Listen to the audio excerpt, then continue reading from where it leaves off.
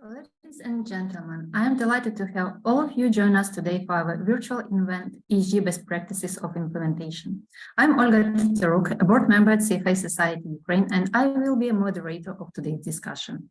I'm honored to have the opportunity to explore with you the role of environmental, social, and governance practices in the finance and investment industry.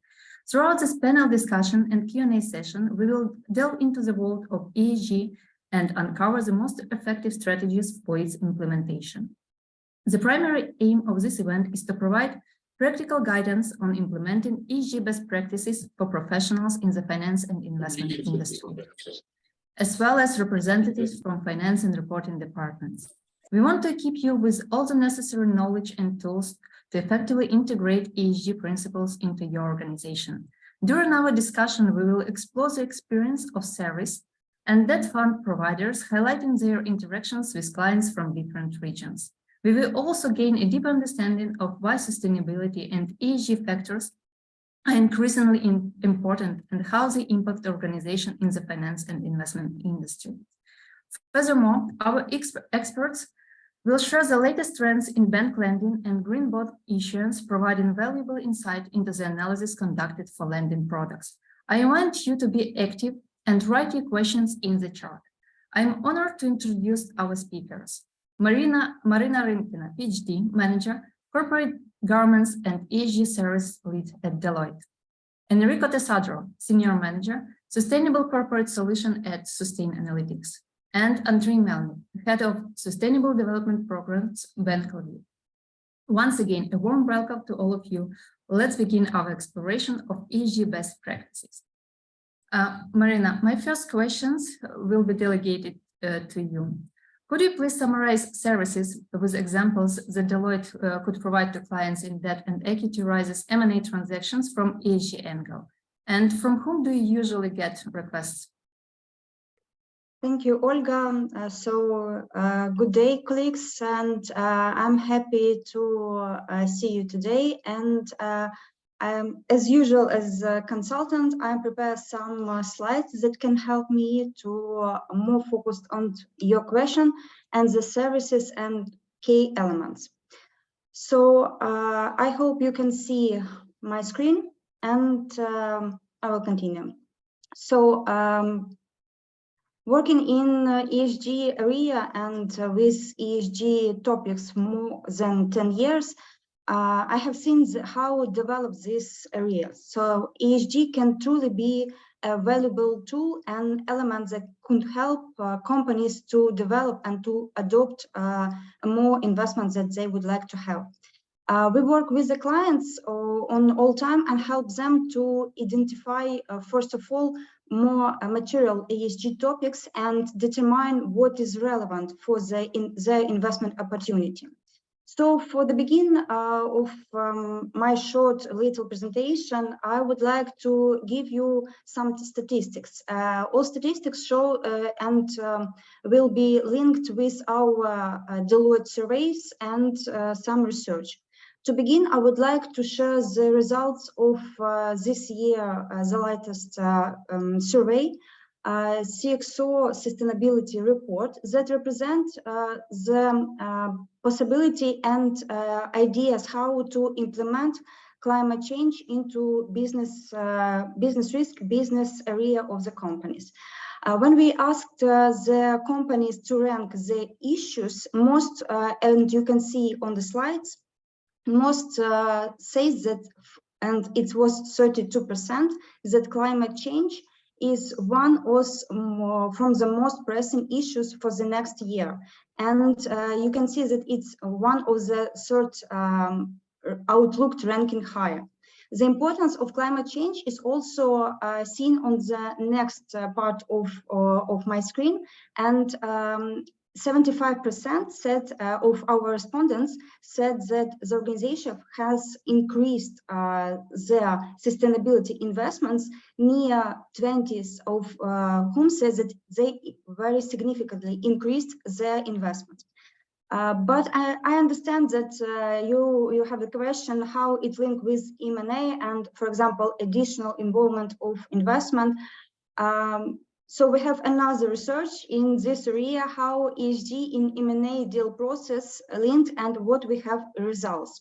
We started by asking executives how much strategy importance does your organization place on ESG in the context of M&A strategy. And you can see that only 6% of respondents said that lower or maybe below than lower. All other was the answers medium, high, and very high, and it's very great results. If we go further, so who expected and who pressure to our companies to have ESG in their M&A process? As usual, as we know, consumers, employees, regulators, in some case, and they expected the company be more clean, more green, more transparent, and so on. However, we have the same expectations from investors, and you can see that 88% of our respondents, and from in some information that we try to compare, ESG KPIs is very interesting for investors to inform investment decision on an ongoing basis. And it is very great results, and this is some of the interesting expectations that we also try to see on the near few years. However, it's world statistic and world our expectations and results that we can see. In Ukraine, we have no such information.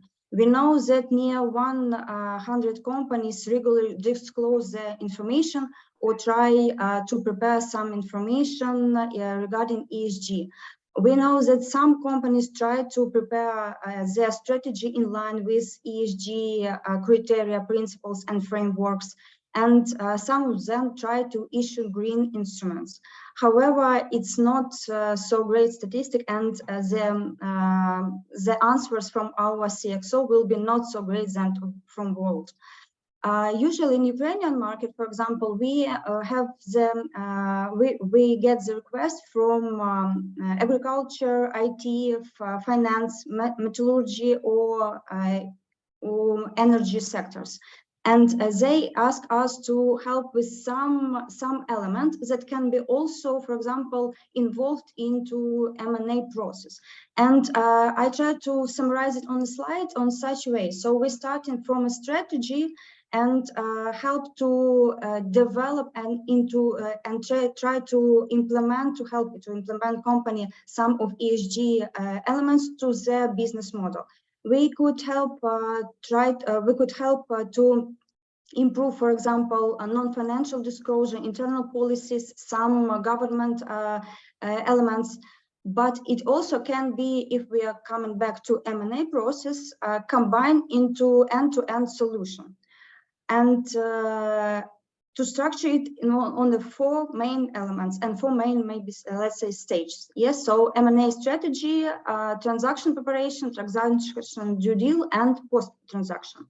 During each of the stage, we could support, and all elements that we show on the previous slide could be combined on a big solution. For example, if we are talking about strategy, it can be separate and some strategy in line with your operations, with your plan, and what you expected to achieve by M&A process.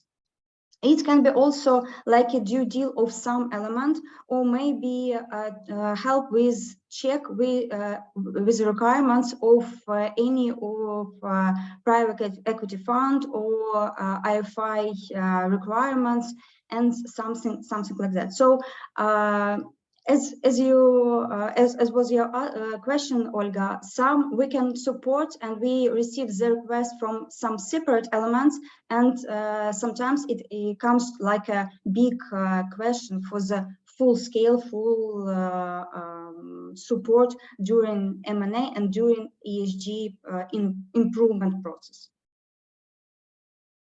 Thank you, Maryna.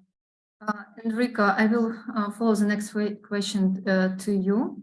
As you work with different clients from different countries, so what is the role of Sustainalytics in green bond issuance? How is your experience differ with clients from European Union and Ukraine? Thank you, Olga, and thank you, Maryna, for the very nice presentation you shared. I'm not a consultant, so I haven't had to prepare a presentation, but hopefully it will be clear. So Sustainalytics is I would say, in the broadest terms, like an ESG research agency. So we were born providing ESG ratings to the market, but as the specific question of Olga suggests, we also enter into the world of the second party opinion. Because a second party opinion are this, pass me the term, sort of certification that entities like Sustainalytics and our competitors provide to the market in order to classify a certain financial instrument as green, social, sustainable, transition, sustainability linked. The labels are different.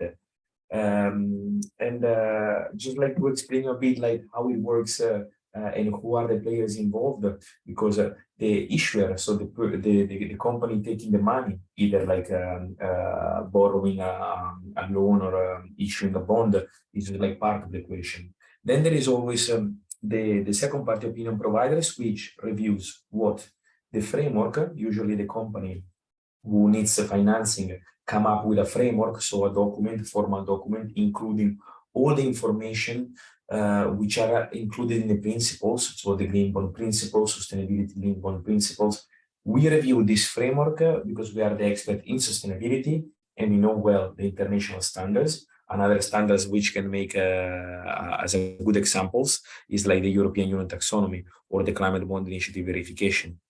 And then, since we cannot help the companies build these frameworks, it would be a clear conflict of interest in we help a company build the framework and then providing a second party opinion on. Then there is always like an additional player, usually, which is either a bank, which are also the banks giving the financing, structuring the bond, structuring the syndicated loan, or a consultants like Deloitte, and so Maryna's team would help you with this kind of projects, right? So I like to say it is always this let's say three parties conversation, where there is like a company needing the financing, supported by either a consultant or, in most of the cases, a financial institution taking care of the financial aspect of the operations, and also helping the company building this green sustainability financing frameworks, and Sustainalytics or another second party opinion providers checking that these commitments put in the framework is they are in line with the market standards. I will do one final comment before maybe some remarks about the difference between Ukrainian and the other European countries and companies, which is I really see the role not of Sustainalytics but of our second party opinion providers, all second party opinion providers, as the role of gatekeeper. Some years ago, like second party opinion didn't exist. We didn't exist as a team. But it was like really felt the need of like some experts in saying what could be considered sustainable and what is not. So that where the ESG research agency came in, and I like to define ourselves as a gatekeeper to define what can be considered sustainable and what is not.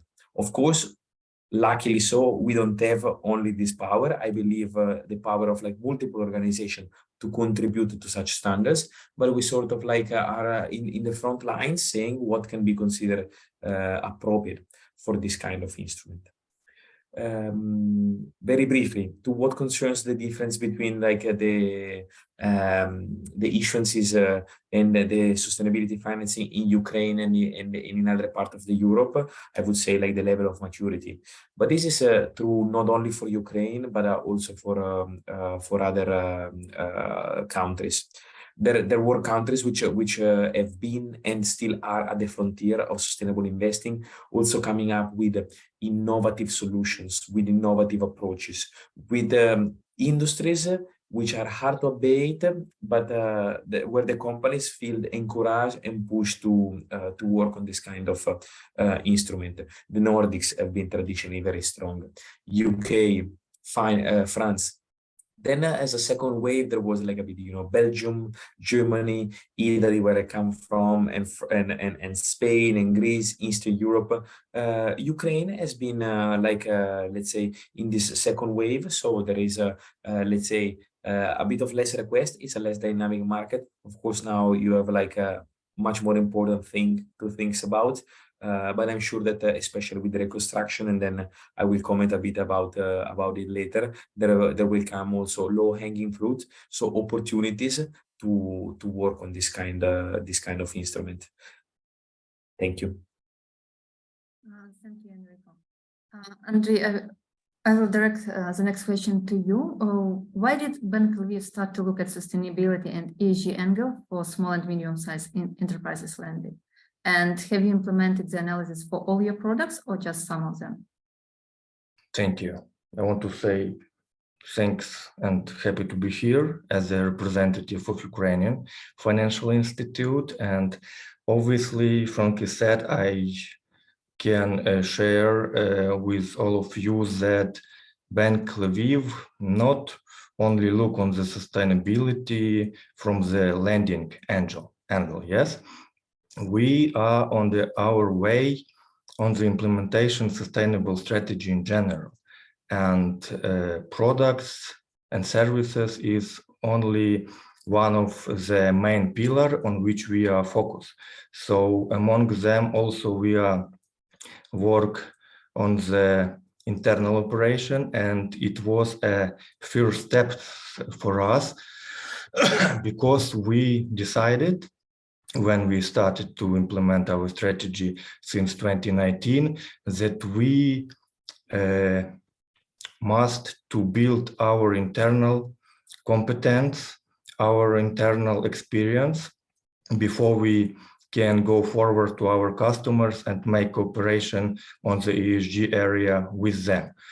So during the last 2 years, we built this expertise in the bank internal. We were analyzing our all operation through the vision how we can analyze our clients' approaches. And only after that, we decided that we are ready and started to closely work with our customers. So it thanks to our shareholder with their huge experience also from Nordic countries, from international experience. We also have vision that we must be the company which not will focus on the classical approach to the ESG, but we want to add our customers some added value. On the first hand, we talk about financial, and on the other hand, we want to give them some additional expertise which help them make decision about how ESG is valuable and necessary for their business. So this is our vision now, and we already, this is answer to your second part of the questions, we now already implemented analysis through the environment and social risks during all our lending applications. We analyze them on the base necessary policy and rules, and if we see that company already don't have many vision and deciding about valuable of ESG, we add to them our internal expertise, which means about in our team, we already have a technical engineer who can give more advices, yes, and consult to individual projects, how to make them more efficient, how to build these projects through environmental social values. And this is our main pillar, that we are not focused only on the financial operation, but also make to our customers additional support from the bank Lviv in the house. Thank you. Thank you, Andriy. Enrico, I will forward the next question to you about evaluation process. You already mentioned that you look at international standards when you look and issue your ratings and opinion about green bonds. So what are the key areas you look at? How's the process going on itself, and maybe the key challenges that you have during the process? I need to like separate the structure my answers like into chapter, let's say, because it's very different if we speak about second party opinion or ESG ratings. I always like to make it clear, and since also like this is like a CFA institute organized, I think that everyone will understand if I say that ESG ratings speaks to the equity part of the company, while the second party opinion speaks for the debt side of the company. So I mentioned a lot of, I will start with the second party opinion, which is my main area of expertise, even if I was an ESG analyst in the past. And let's say second party opinion part, the structure, the analysis is like largely based on a taxonomy that we develop internally. Yes, of course, like it's not that we are writing on our own the sustainability standard. For instance, on the sustainability linked bond and linked loan opportunities, where the KPIs, the sustainability KPIs are the important part. We have built an internal methodology which relies, for instance, on science-based target initiative standards. So is the decarbonization line with the like 2 degrees scenario? We didn't come up with a 2 degrees Celsius scenario, but this was something that came from, first of all, the Conference of Paris, and then a lot of other organizations contribute to. So let's say that our internal methodology evolved with the time passing by. A lot of time also clients and companies teach us something about an industry. It's not very familiar to us. And so with that, we have developed like with now very extensive internal taxonomy. It is also very important to say that we provided over 1,400 second party opinions to the market. We are the only second party opinion providers which can claim these numbers. So of course, that's why our taxonomy can reach I would say very decent level of sophistication and complexity. One of the challenges it could be that sometimes it's a bit difficult to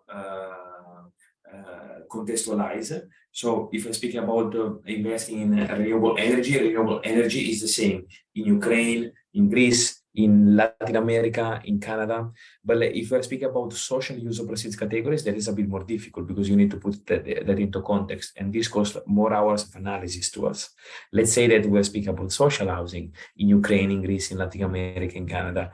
But this to state in a second party opinion, if this is a socially meaningful project, we will need to understand also the socioeconomic context, because the same standard that we apply in different geographies wouldn't call for the same outcome in terms of how socially meaningful these are. First part of the question, because ESG rating is a fundamentally different product. The ESG ratings is not commenting on any financing framework. The ESG ratings say, okay, what a company is doing from the ESG rating perspective. And in particular, this is like generally speaking, in particular, the ESG rating issued by Sustainalytics are so-called ESG risk rating. So we are trying to capture which are the risks which stems from ESG issues that a company leave unmanaged. Of course, this is like, it's a much broader scope because it's not limited to some specific areas of financing that you decide to include in your framework.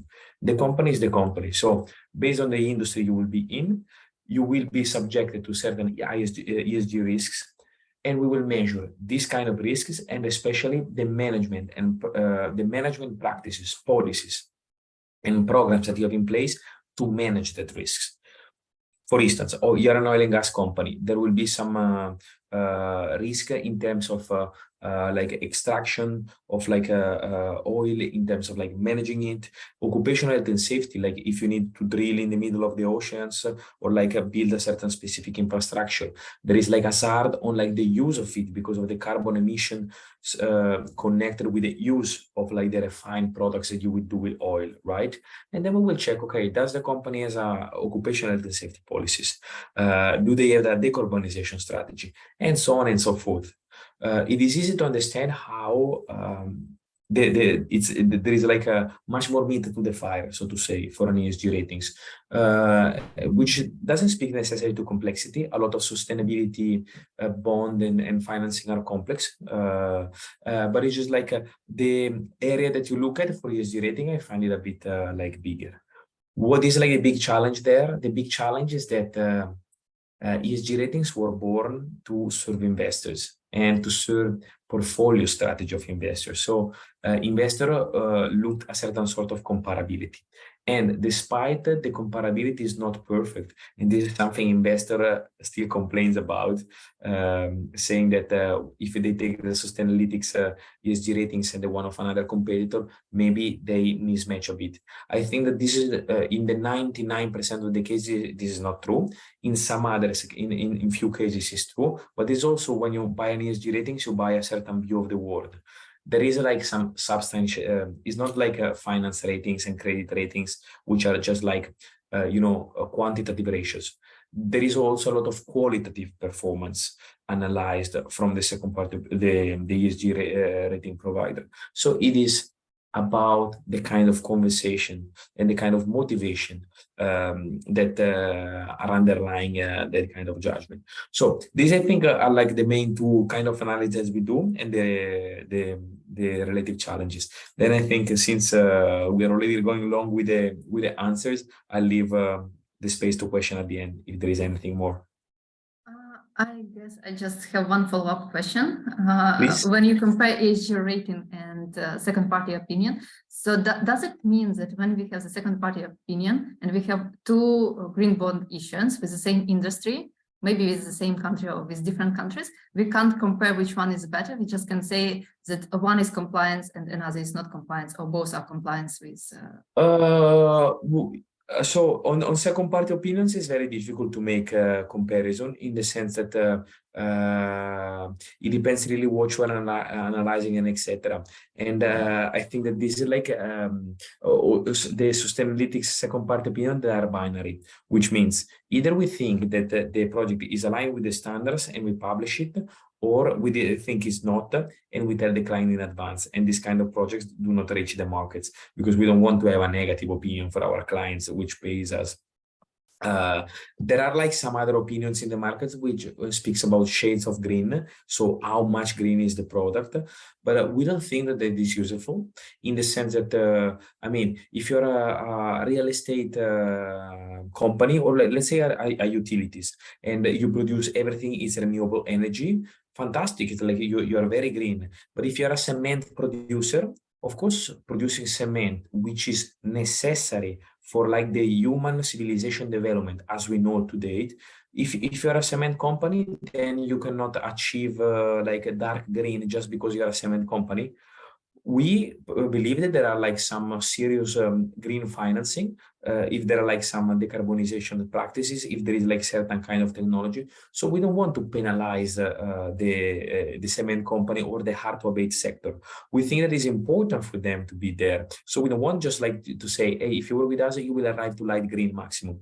No. So there is like little comparability, but in the second party opinion, Olga, there is a lot of information.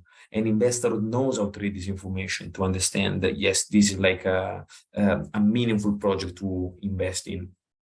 Okay. Thank you, Enrico. Andriy, could you please expand on what key challenges do you have when you look at companies in Ukraine and decided whether you treat them as sustainable or not? Thanks. They're not easy questions, but in the realistic situation, the main challenges it's about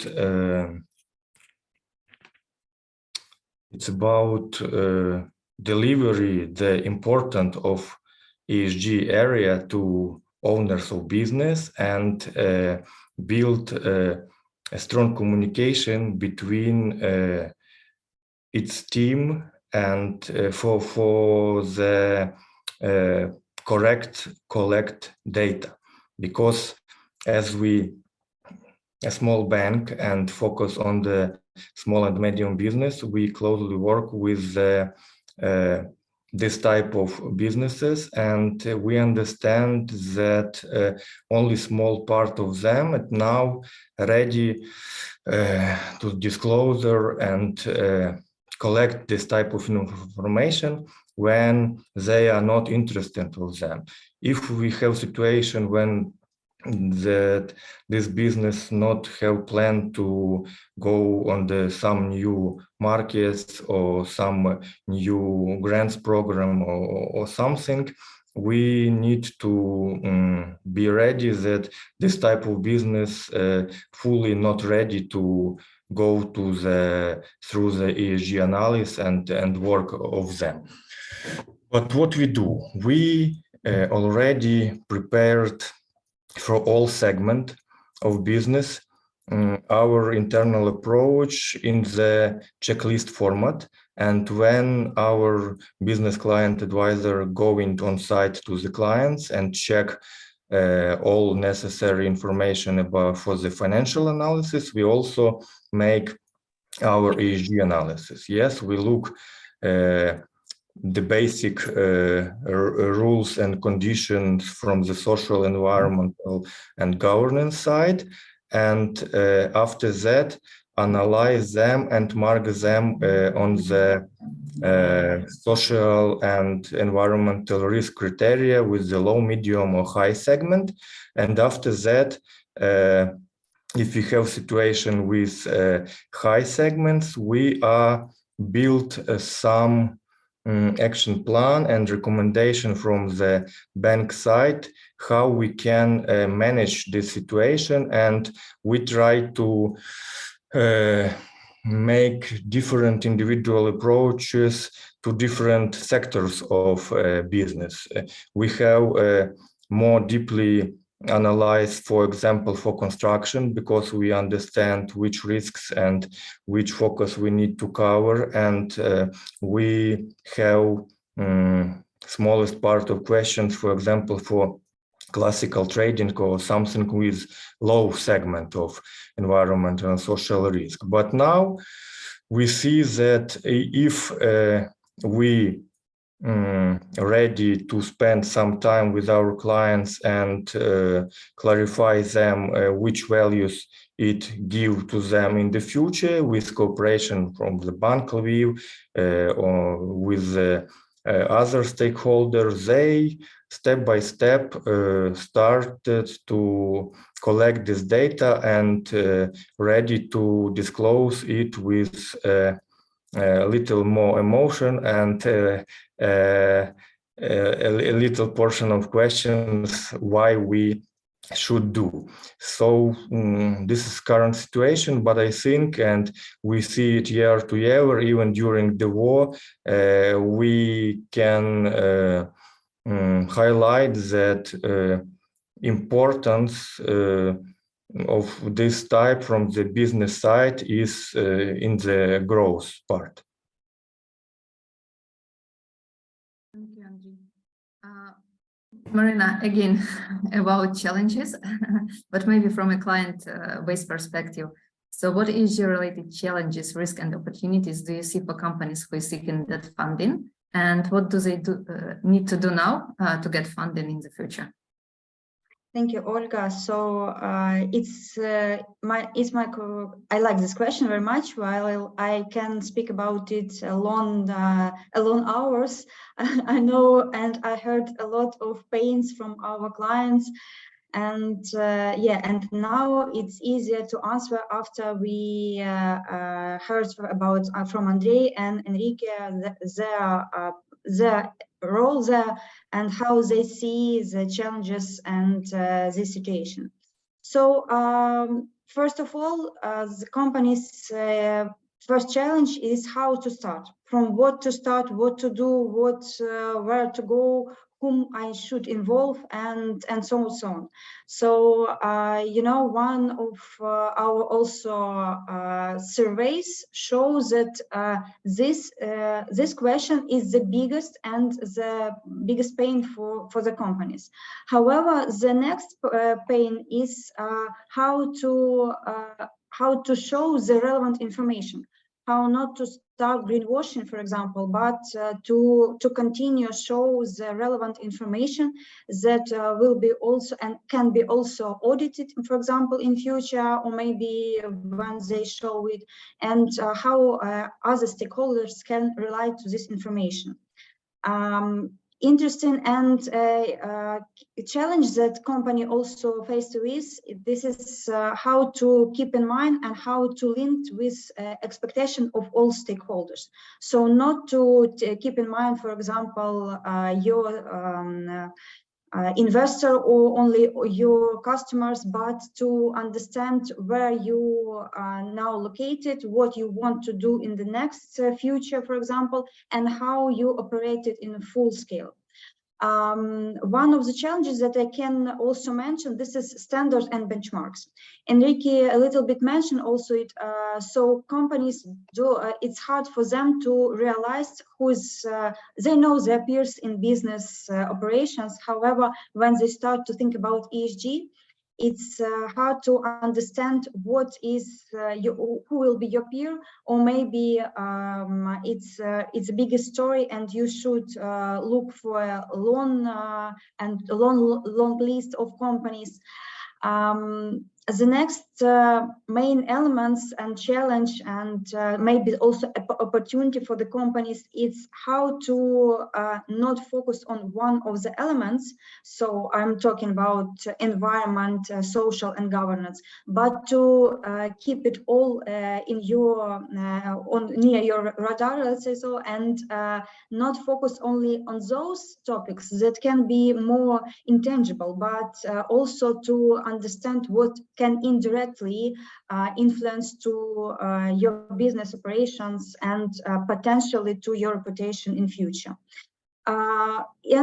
Maybe finally, one of the critical things and from the challenges, this is frameworks and disclosure.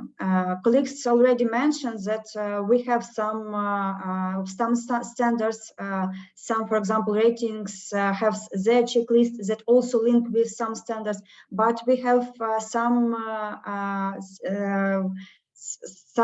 mandatory disclosure regulations that come into force, and we European companies should already do it, start to disclose, and I hope Ukraine also will be in line and should be do it in the near future. If we are talking about opportunities, so and further, what can help, how can help ESG? First of all, it's long-term returns. So for capital, for business, for your sustainability, for the business at all.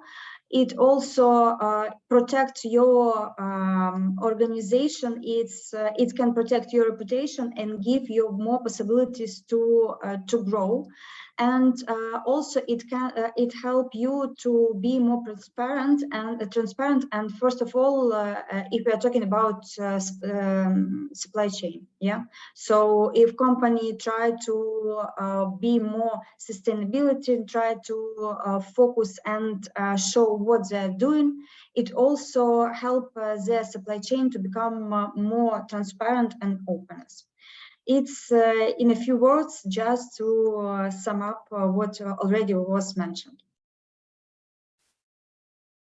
Thank you, Maryna. I guess now we are moving to our second part of discussion about trends and what we have in the market now and what was previously. Enrico, I will start with you and the question about green bond market.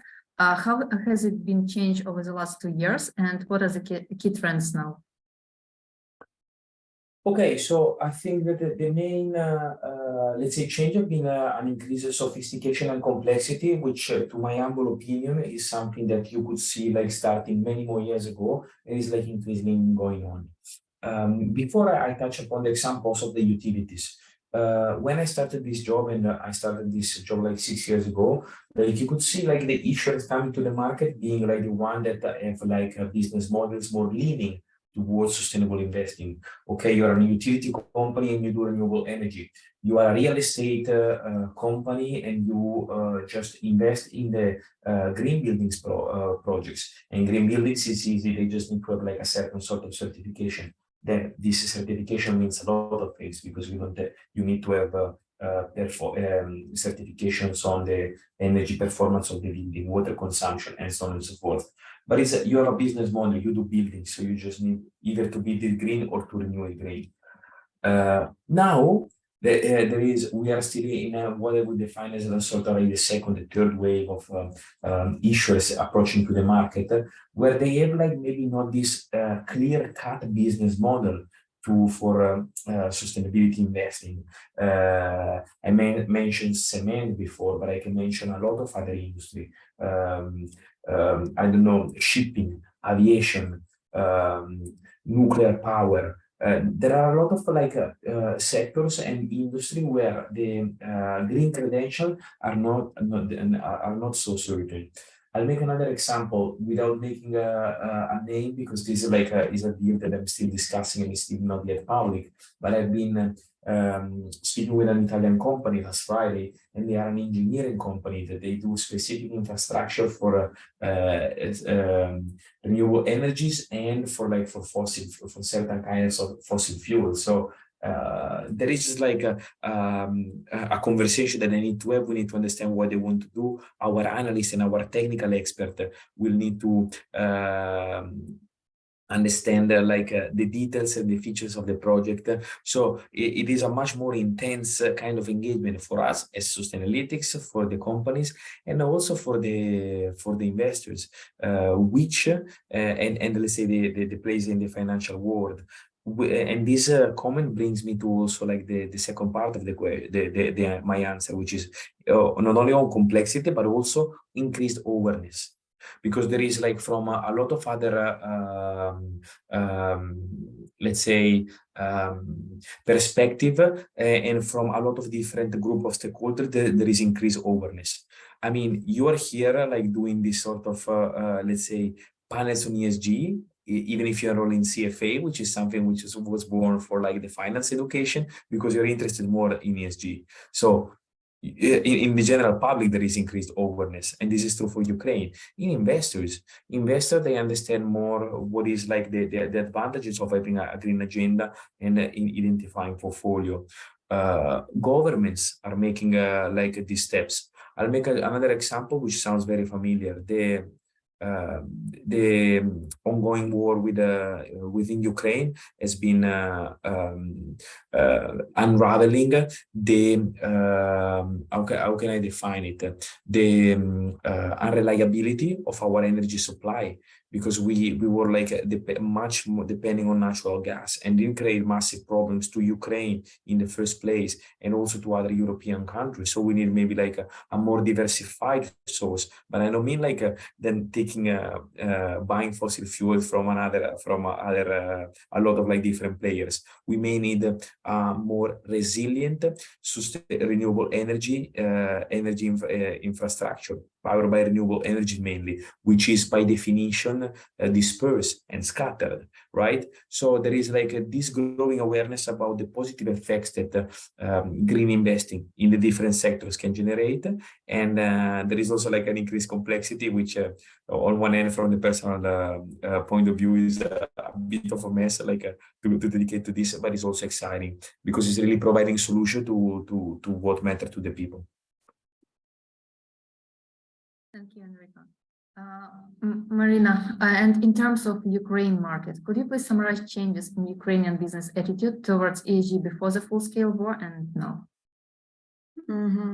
Thank you, Olga. So it's interesting question. So if we are talking about the situations that we had before the full-scale war, generally we can separate all business attitude to three groups. Yeah. So first of all, it was companies that's part of international group.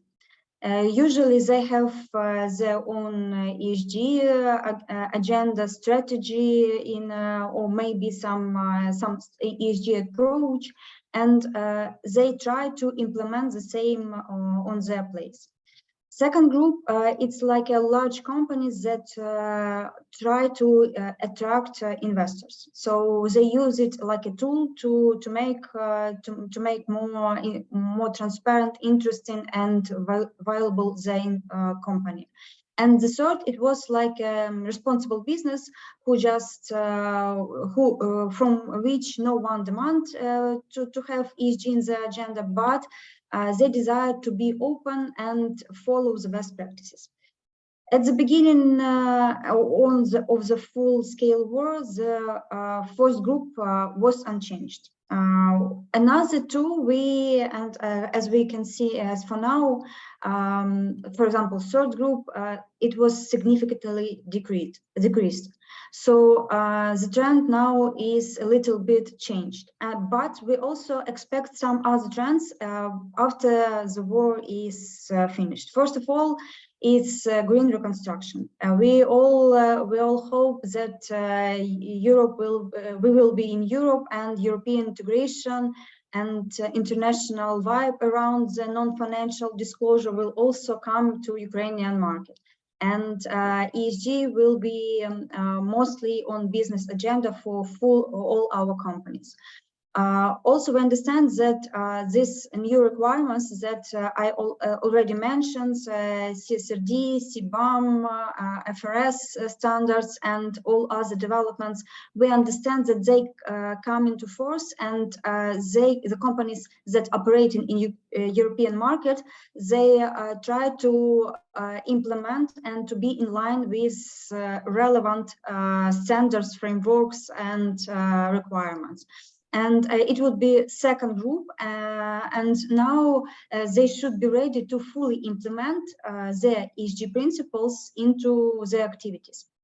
And this will be not only the first group, but it's mostly will be companies that are part of international and who would like to develop themselves and to be part and to work with European markets.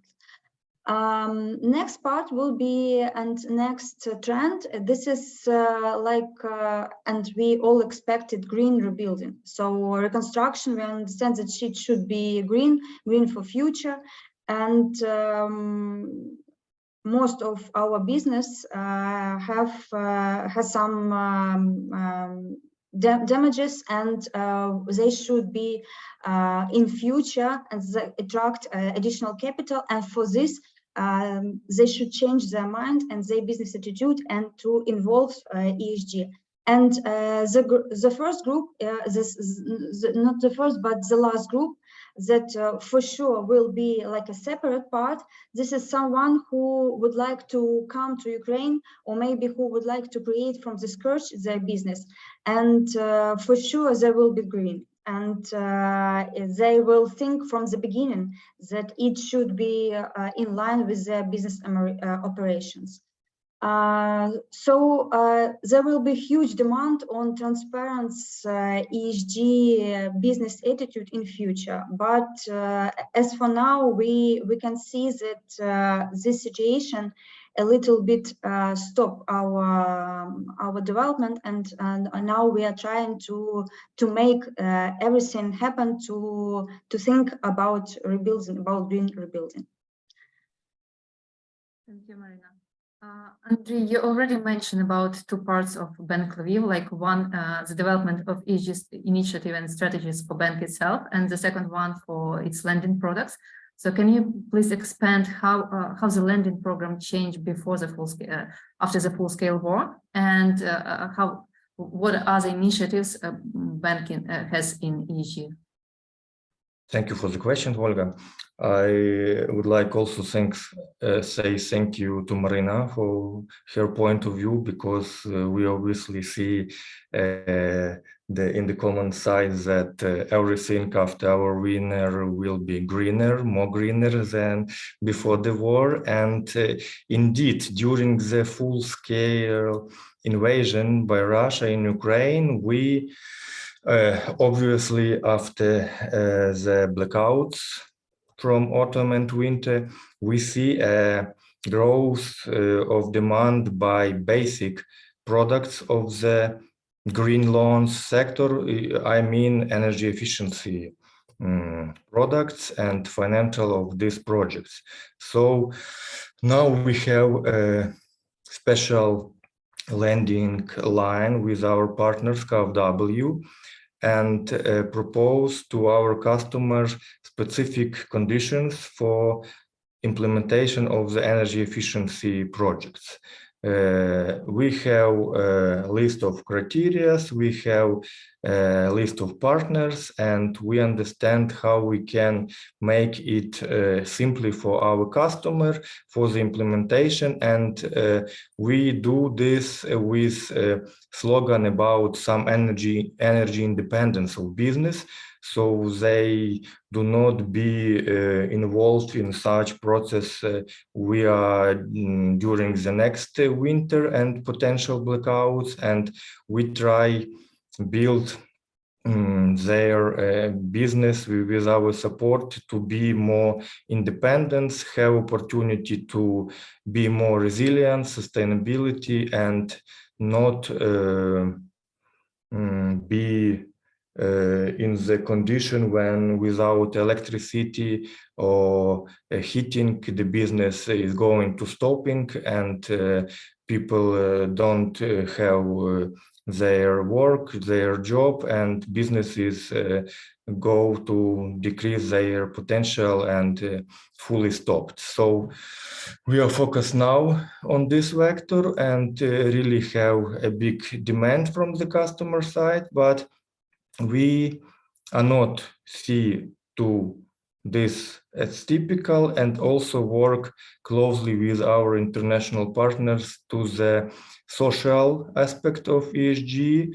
And through our charity fund by Bank Lviv, we also support business which help to others.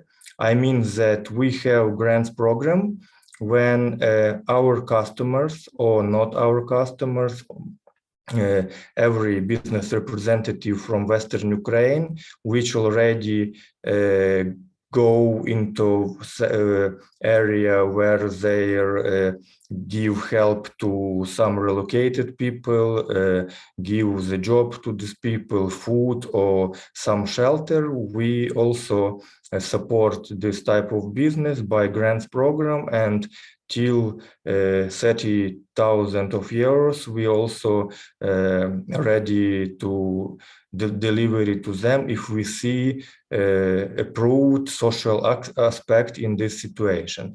And also we closely work with emergency service on the south and east of Ukraine, on the deoccupied territories, when we have a really catastrophic situation with mind of agri fields, of mind of forests, and on these territories business also have not possibility to continue their activities. So we support the mining process of this agri territory and waters to make some operation with emergency service to demine this territory and make a good condition for people to save their life and continue their agri activities or something of that.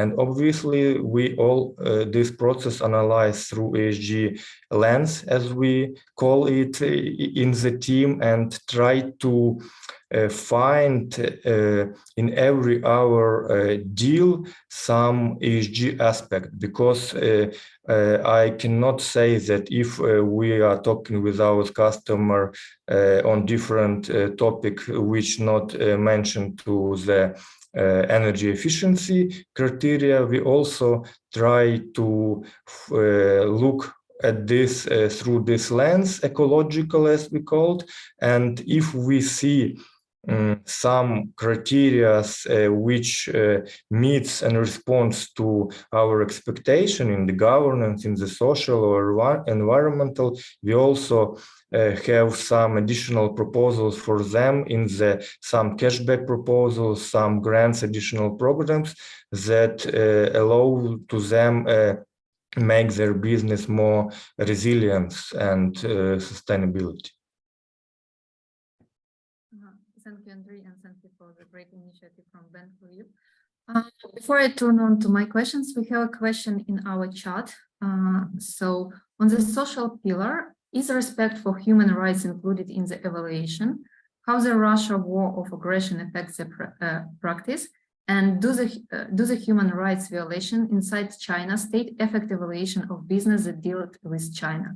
I guess, Enrico, maybe we start with you. Whether you look in your second sort of opinion on these matters. So it's a super interesting question, and the reality is that the invasion of Ukraine and the war and all these the effects that trickles down in the economy change a lot what we do, but as like you imagine, financing and the financial markets are driven by economic condition. So there have been a massive geopolitical uncertainty driven by this world, which has made investors more cautious about investing in any type of bond, and this or loan, and this includes also bond, green bond, and other types of sustainability financial instrument. As a consequences, the interest rate have been rising. I just read an article today, for instance, that Turkish central bank have doubled the interest rate. Now, Turkish has a particular also kind of currency history, but like I think that this is still part of a global trend of like rising interest rate. If the interest rate are high, you have less company from the macroeconomic standpoint going to asking access to the financial market. So the war in Ukraine has adapted to that very difficult international situation that was already, we thought it was already like at a peak point in terms of uncertainty after years of pandemic, right? And increase the complexity. Though I think there is like a lot of more awareness about how this can be useful in fueling, in the case of Ukraine reconstruction, but in the case of other contexts, as I mentioned before, more resiliency of the economic system, of the let's say energy system, financial system, and so on and so forth. So we are trying to push for like more issues, and I think we are having as an industry a good success. We shouldn't like be stopping. We should still build and capitalizing on it. But yes, here we are, and I think that the big participation tonight is also a sign of like this interest at multiple levels. And what about China? The second part of the question was about China and human violation rights inside. So maybe the general question about human rights, whether you include, do you have it in your scale map? Oh yeah. So yeah, an apology. So in absolutely, we do have very tight compliance screening and everybody. Then it depends always on like the product that we're speaking about, because on second party opinion, the reality is that if a company pass our compliance and we use the tightest compliance list issued by United States Security and Exchange Commission, European Union. But let's say that there is like a Chinese company that passed this test and they invest in renewable energy. If with the investment we don't see anything like problematic, the second part opinion is on the as I said before, that part of the company. So there is like a very little that we can. I know that we don't have the same standards for social for human rights and social issues in Europe and in China, but then it's not something that we're in a position to point finger at for like a specific product. For ESG ratings is a bit different, because ESG ratings is something that, as I said before, ask us to comment at 360 degrees the ESG performance of a company, the risk coming from that. So we will comment if a company doesn't have like a human rights policy, or if this human rights policy and bribery and corruption policies are weaker compared to like what are our standard, right? So this is something that we do take into consideration. There is like a bit of, let's say, variability taken into consideration for like what concern governance, because this comes from, let's say, traditional laws, and it would be, let's say, too penalizing, I think, applying the same governance document standards, apologies, for like different countries. But we are going towards an increased harmonization. So that I think it's hopeful. Thank you. I'm reminding participants that they can put any questions you want to our speakers in the chat. And maybe my final question will be to everyone, and I will start with Maryna. What advice you could provide to companies that are looking for debt finance in terms of ESG practice implementation?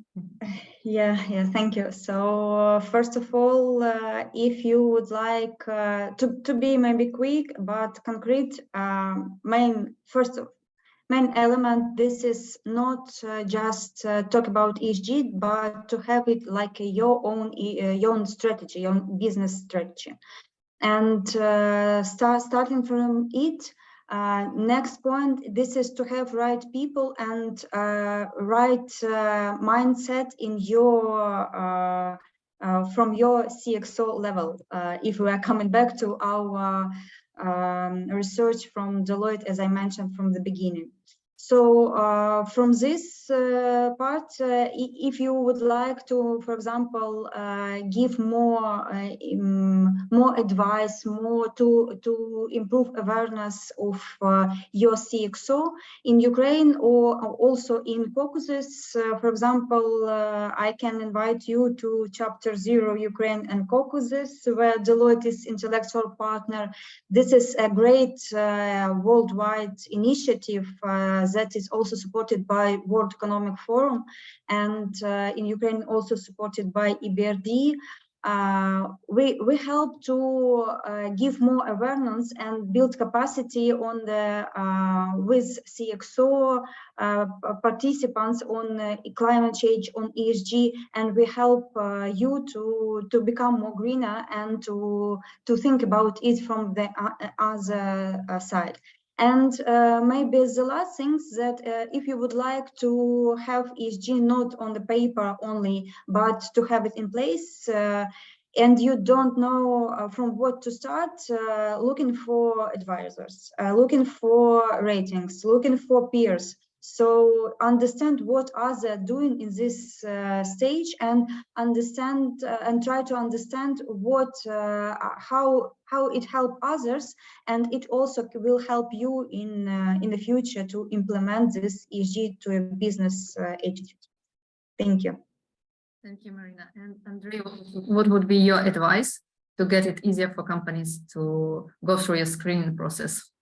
Thank you. My main advice will be don't spend time, don't wait, and go from the nice to have ESG till must have in nowadays, and understand that if you spend time without these values for your business, in the nearest time you spend part of your business, unfortunately, because, as I said, in our vision, it's a basic approach from the business which look in the future and want to be resultative and make some steps forward. So I completely agree again with Maryna that we understand that this business needs some support, advising, and I also call to cooperate with consultants, with some advising company and local and international community, because we really have a good situation with that, then where we have some potential to build some started steps without some many spending of money or something. So it's indeed in the head of the owners, in the vision of the company. And really, if you ask me, give advice by just 5 or 4 words, I say, don't spend time, start today. Thank you, Andriy. And Enrico, what would be your advice for companies to make your life easier for providing a second-party opinion? So my life shouldn't be any easier. Like I think that we are here for a reason. Actually, I'm happy to support companies. Like I like to say, beating my head around against the wall to understand what are the struggles that you have. I suggest something to build on what Andriy just said, which is about like the attitude that companies should have. You don't need to see sustainability as an easy path. It's not. Otherwise, we wouldn't be speaking about climate change. If like sustainability would be like something easy. The reality is we have a system, industrial system, economic system, which is optimized in a certain way. And now that we are 7 billion people, we discovered that this system is not sustainable from the environmental and social perspective. So we need, every company needs to look at the sustainability as a long-term problem on how we can transition all the business model of the different industry with towards let's say a new economic system and a new social system. Everyone needs to play his own parts in the industry, and there is no just like one step. So the second party opinion, or the ESG ratings, or the consultancy with Deloitte, or the financing with Bank of Lviv.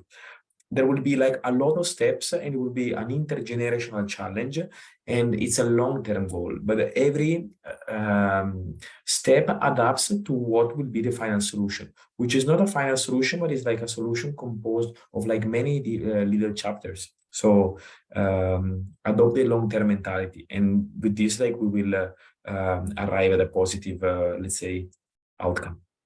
Thank you. Thank you. I guess we made at least the first step for every company to hear about Yes, it, we'll hear try. about the best practices. I'd like to thank you, my honored panel of speakers, Enrico, Tessadro, Maryna, Rymkina, and Andriy Melnyk, and also to our audience for being with us during this hour and talking about ESG best practices. Thank you, and see you in our next webinars. Thank you. And thank you, Maryna and Andriy. Speak soon. Bye-bye. Thank you. Bye-bye.